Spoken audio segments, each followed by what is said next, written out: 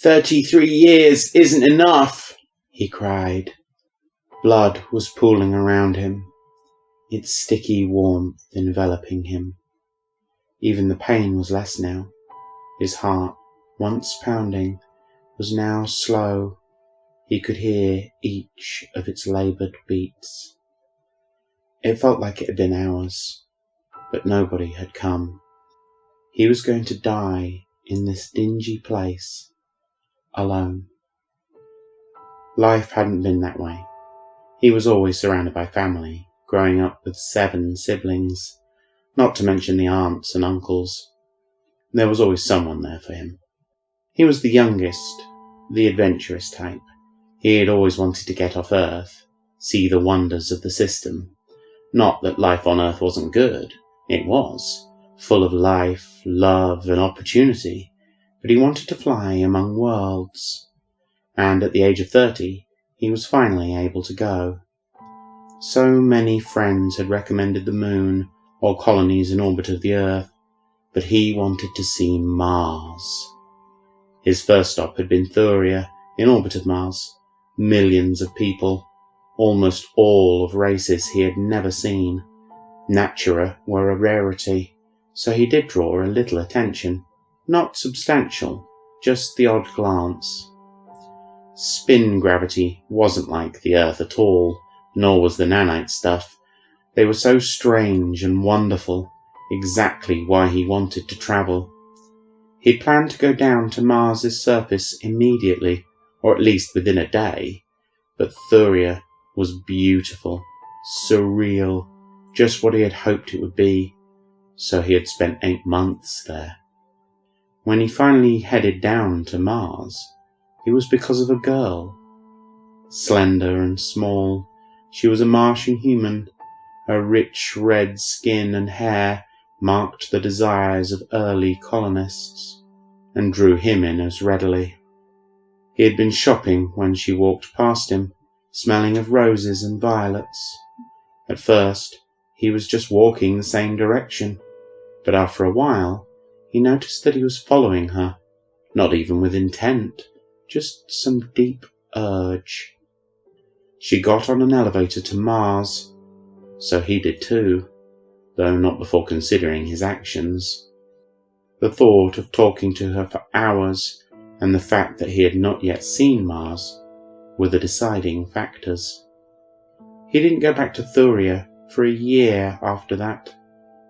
Ursa was her name, his grand love affair. She travelled for work, making it easy to see Mars, but he loved Lucas City best.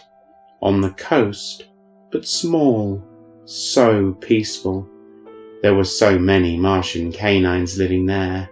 It was the exotic adventure he wanted, mixed with the calm of a vacation. That was possibly the best year of his life. Passion and discovery filling his memories. But it came to an end. Not a sad end.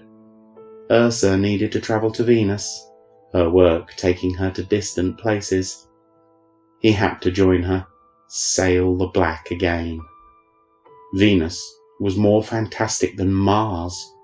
Every city seemed to have its mystery, wreathed in smoke and shimmering in the seemingly endless dark of Venus's nights. He was on Whitehall City when the war began. It was a smothering blanket, halting the joy of his journey. He and Ursula were staying in a hotel at the time. The news of the terraformer attacks was the beginning. Communications were blocked, and passenger shuttles were not moving. There were worse places to be stuck, though. The city was charmingly young, yet stylishly old. Its great Gothic architecture, in contrast to its bright colours and the endless music that filled its streets. He spent the whole war there, watched as Whitehall City joined the Half-Fleet, even went to Planter City to see the Kraken for himself, from a distance. They had come to talk peace, but the politics of it all were boring to him. The war ended while he was having a shave.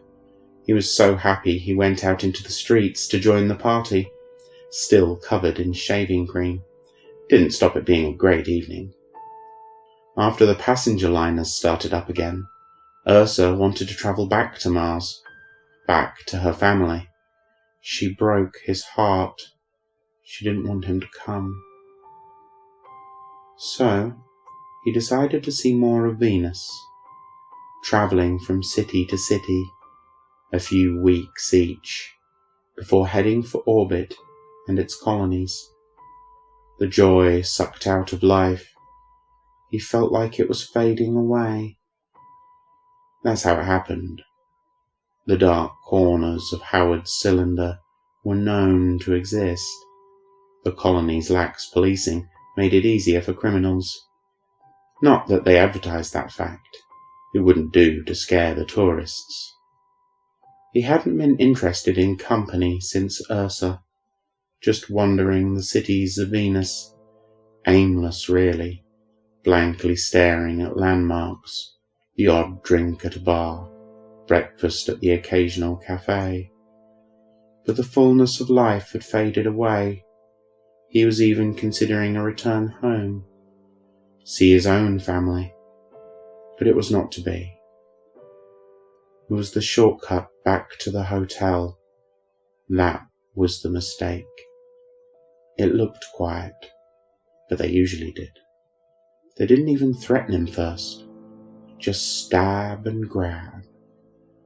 But the people of Venus, human, AI, or uplift, all have backups. It's the standard for most races, just not the Natura. It was something that Ursa had pestered him about, but death just didn't seem like it was on the table. Ursa was more than 2 centuries old. Most of the people on Mars were older than him, Venus too. He was too young to die.